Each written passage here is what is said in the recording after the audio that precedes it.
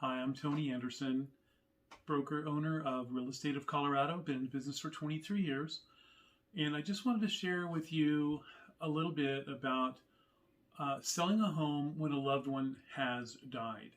I'm not an attorney. I'm a real estate broker. But I've taken some courses on this and had some experience with this. And I just wanted to give you a little pointer with regard to how to hold title to your home to make it easier if someone passes away. It's called joint tenants. So it's joint tenancy, the way you hold title to a property. If you have that in your deed, if it says your name and your spouse's name as joint tenants, then if one of them passes away, then it's a lot easier to sell the home, the one who's surviving, to sell the home. They just need a death certificate. So if you have tenants in common, that's another way that people hold title to property. It's a divided interest. So tenants in common is a divided interest. It's like half of the pie. You each own one half of the pie. If you are joint tenants, you both own the whole pie.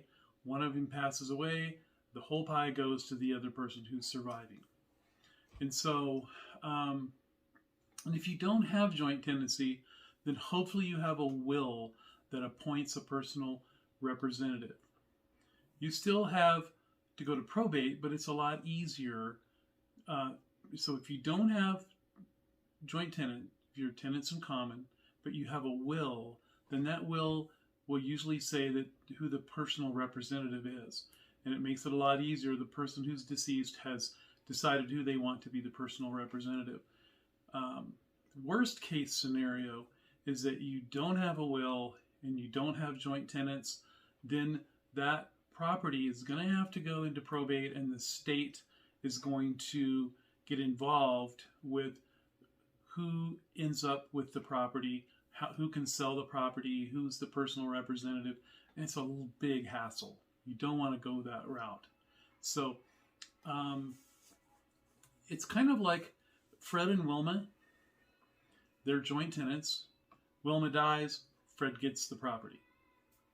But let's say that Fred and Barney are good friends, and they decide to buy a investment property together. Well, Fred and Barney are going to want to be tenants in common. They want to each have their own piece of the pie, their own half of the pie.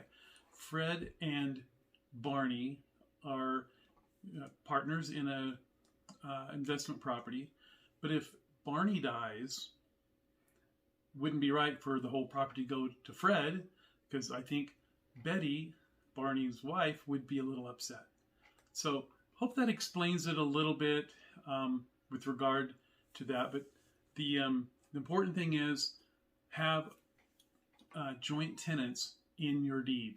It's not that expensive or that hard to change your deed. You can go to a title company and pay them usually $20, $25 to change the deed.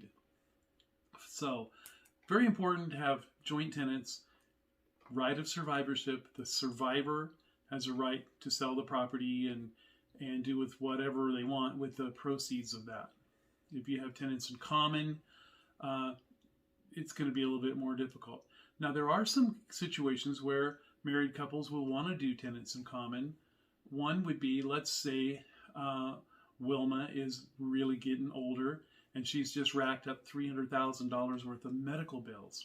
Well, the hospital or whoever can come after Wilma's half of the pie if they have tenants in common. So that's one situation where married couple might want to have tenants in common if there are a lot of debts involved with one person, or like I just mentioned, the hospital is going to come after somebody for some money, or whatever situation. They can only come after Wilma's half. So that's another reason to go tenants in common. But the most important thing, guys, get an attorney. People want to save money and do everything themselves, but they miss little things. They might get a will done and say who the personal representative is and the beneficiary and all that. But if they forget or don't know that you've got to have joint tenants on the deed, then you're going to have to go to probate, but it'll be easier because the courts can see in the will that, if you have a will, who the deceased person wanted to have as the personal representative, the executor of the estate, the beneficiary. So hope this helps. And there's just a lot of things that you don't really think about when it comes to aging and how to protect yourself. So this is Tony Anderson with Real Estate of Colorado. 23 years in the business, and we own RealEstateOfColorado.com. Also, if you're watching this, you probably see that we have a YouTube channel, but that YouTube channel is Lifestyles of Colorado, Tony and Cindy Anderson. Lifestyles of Colorado, Tony and Cindy Anderson. You put that in YouTube and you'll see our channel, and you can look at other videos as well. So I hope you enjoyed this one.